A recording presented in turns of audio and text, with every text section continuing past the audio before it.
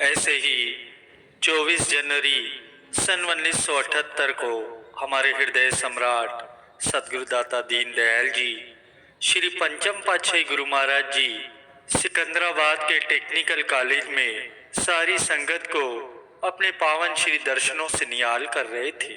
उसी समय एक व्यक्ति कॉलेज के आगे से कहीं जा रहा था, तो उसकी दृष्टि वहां एकत्रित संगत और चित्त आकर्षक सजावट पर पड़ी। वह बड़ी उत्सुकता से पूछने लगा कि यहाँ इतनी भीड़ क्यों है। कि तभी सेवा समिति के सदस्य ने बड़े ही प्रेम से उन्हें उत्तर दिया कि यहाँ पर हमारे श्री सदगुरुदेव महाराज जी कृपा फरमाने वाले हैं और उन्हीं के श्री दर्शनों की लालसा लिए ये संगत यहाँ एकत्रित हुई है। गुरु को वीडियो लाइक करना, सब्सक्राइब करना प्लीज। ये सेक्शन बहुत ध्यान से सुनना, वीडियो लाइक कर देना, सब्सक्राइब कर देना प्लीज। अब वो जो व्यक्ति था वह शिरडी वाले साईं बाबा का अनन्य प्रेमी था। कुछ ही समय पश्चात श्री महाप्रभु जी की श्री कार सुरीली हार्न बजाती हुई वहां आ गई। जैसे ही उस व्यक्ति की नजर श्री कार पर गई तो अंदर साक्षात साईं बाबा को उसने विराजमान पाया। उसे अपने आप पर विश्वास न हुआ।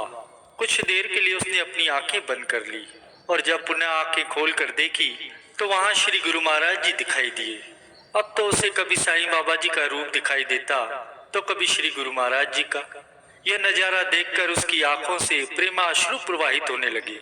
श्री सदगुरुदेव महाराज जी कार से उतरकर अंदर हाल में चले गए।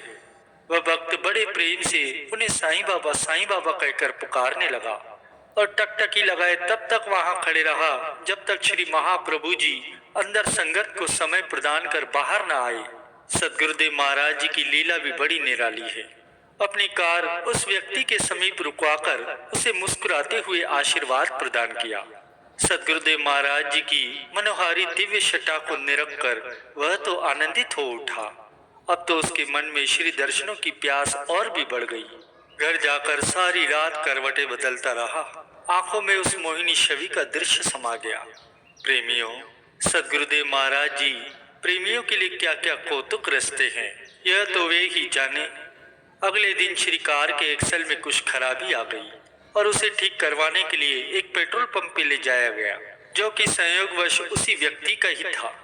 वह व्यक्ति कार का एक्सल ठीक करके शाम के समय आश्रम में पहुंचा और बाई जी से विनय करने लगा कि मुझे एक बार श्री चरणों में मत्था टिकवा दो। उस व्यक्ति की विनय पर बाई जी उसे श्री गुरु महाराज जी के पास ले आई।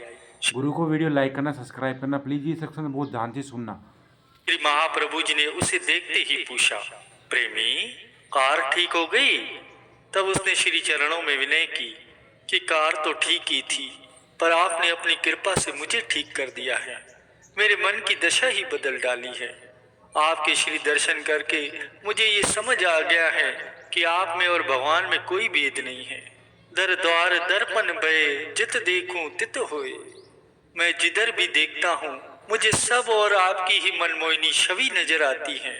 तब सदगुरुदेव महाराज जी अपनी मधुर वाणी में फरमाते हैं, सतगुरु मिले तो पाइए भक्ति मुक्ति भंडार, दादू सहजे देखिए साहिब का दीदार। यदि जीव का पूर्ण महापुरुषों से मिलाप हो जाए और उनकी चरण शरण प्राप्त हो जाए तो फिर यह निश्चित समझ लो कि भक्ति भी मिल गई और मुक्ति भी मिल गई। सत्पुरुष ही भक्ति और मुक्ति के भंडारी होते हैं।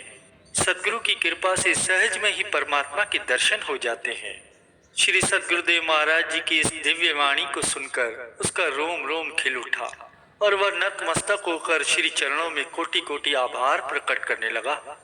भगवान श्री रामचंद्र जी जब माता शबरी की कुटीर में पहुंचे तो उसके हृदय की दशा का वर्णन करते हुए गोस्वामी तुलसीदास जी अपनी वाणी में फरमाते हैं कि प्रेम मग्न मुख वचन न आवा, पुनि पुनि पद सरोज सिर नावा।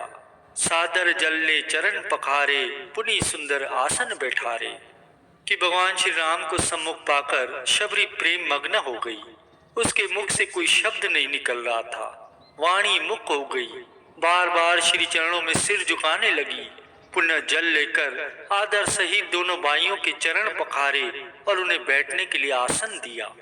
प्रेमियों, जिस प्रकार माता शबरी भगवान श्री राम के आगमन से प्रेम के सागर में डूब गई, उसी प्रकार ज्यों ही श्री कार आश्रम के निकट पहुंची तो सारी संगत श्री सद्गुरुदेव महाराज जी की मनोहारी सुंदर छवि को निरख कर प्रेम में मग्न हो गई। किसी को तन की सुधि न रही। सब चकोर की तरह पूर्णिमा के चांद सम सुशीतल महाप्रभु जी के पावन मुखड़े का दर्शन कर अपने नैनों की प्यास बुझाने लगे।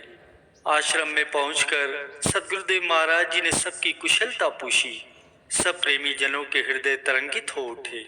तब महाप्रभु जी ने अपने पावन अनमोल वचनों में ये फरमाया कि 184 जून में मानुष देह प्रदान, बिना भजन भगवान के चली अकारथ जान।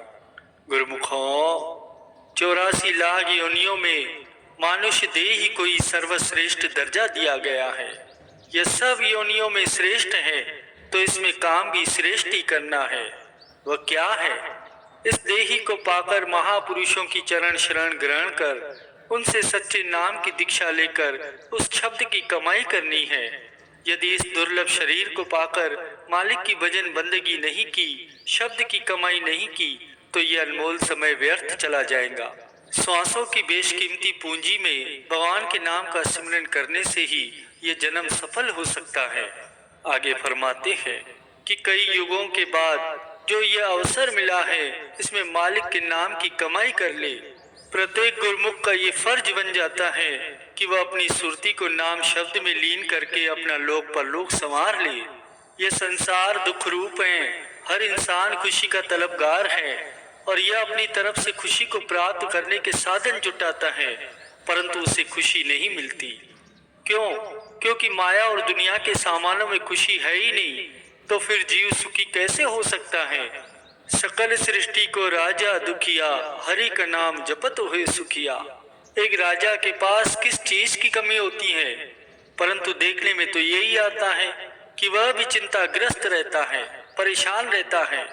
लेकिन जो भाग्यशाली जीव मालिक के नाम की कमाई करते हैं, वास्तव में वे ही इस संसार में सुखी हैं।